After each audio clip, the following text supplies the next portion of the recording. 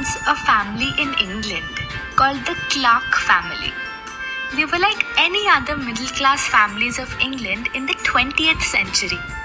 They shared similar dreams and aspirations, and their most cherished desire was to go on a holiday to the US. Their daughter had been talking about it with her friends, and their son was constantly daydreaming about it. For several years, the Clark family had been saving for their dream trip, sailing across the Atlantic to America. Finally, Mr. Clark surprised everyone one fine day at dinner with tickets for the journey in a few months' time. Mrs. Clark was so excited that she baked a cake to celebrate the occasion.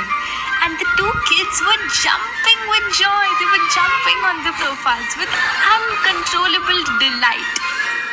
That night, the two kids slept with the ticket under their pillow.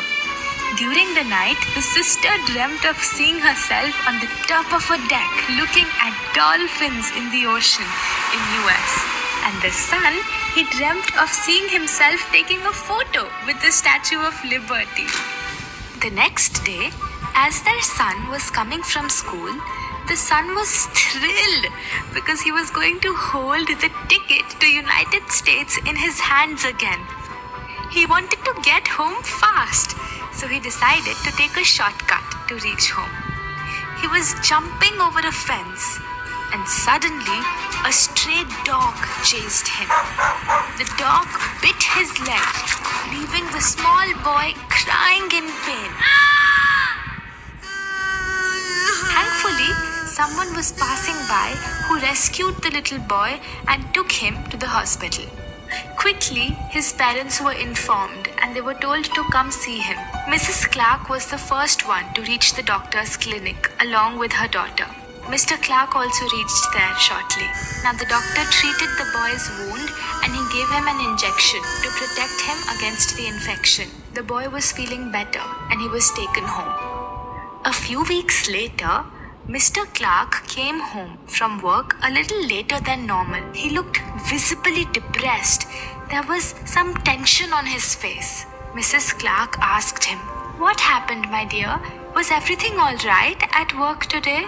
Now, Mr. Clark explained to the wife that he had called their booking agent that day to book a special show on the ship to celebrate her 35th birthday, which incidentally fell during the journey. As he was talking to the booking agent, Mr. Clark mentioned to him that his son got bit by a dog. When the booking agent heard that the son was bit and he was given injections, the agent informed Mr. Clark that he would have to cancel their tickets immediately, as their travel policy did not allow anyone recently bitten by an animal to travel on the ship, as it posed a danger to other passengers. As Mrs. Clark heard this, she broke into tears.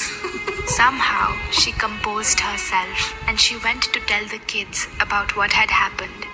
First, she spoke to her daughter because it was important that the daughter first understood that her bedridden brother was not to be made feel guilty. Then Mrs. Clark went to the son. She made up a story about how their trip had been cancelled that year due to some issue with the agent, that he had overbooked and he was unaware of the restrictions and formalities. She didn't want her son to feel guilty. As the son heard the news, he broke down. This was their only dream since so many years. He had told all his friends about that trip and he was looking forward to it every passing day. The kids held on to their cancelled tickets and looked at the tickets like some lost treasure. Time went by.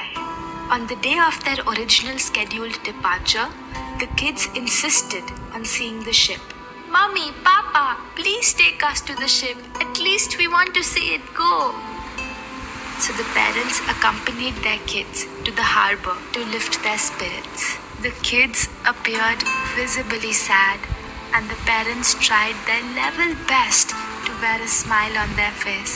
The parents kept telling the kids that they'll go next year, but for now, with their dreams shattered, the kids kept quiet. They looked dejected. as they waved goodbye to the ship as it sailed away. Time went by. A few days later, Mr. Clark rushed back home, panting, heavily breathing. He kept pressing the doorbell till Mrs. Clark opened the door. Mr. Clark yelled for the kids to come down to the drawing room immediately. Kids, come on, come now! Mrs. Clark was so nervous. Her heart was beating fast. She inquired. She asked her husband what happened. Mr. Clark was still breathing heavily. His whole body was in shock. It seemed like a strange sense of fear had taken over him. As the kids came down, Mr. Clark rushed to them. He hugged them tighter than ever before. He broke down into tears. Mrs. Clark didn't know what was happening. She had never seen her husband behave like this before. She was trying to understand what the matter was. Why was Mr. Clark behaving like this? Why was he so anxious and tensed? Then she observed that Mr. Clark was holding something in his hands. It was a newspaper. She took the newspaper from his hand, and the tagline read, "The Titanic has sunk."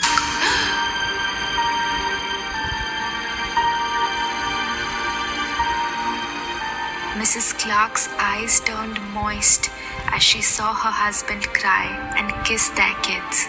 "We were meant to be on board, honey," cried Mrs. Clark. "Today we wouldn't be together if we had boarded that ship." The atmosphere in the home turned to relief and gratitude. What a gripping story, and how grateful the family felt for a certain event not happening despite craving for it and regretting missing out on it.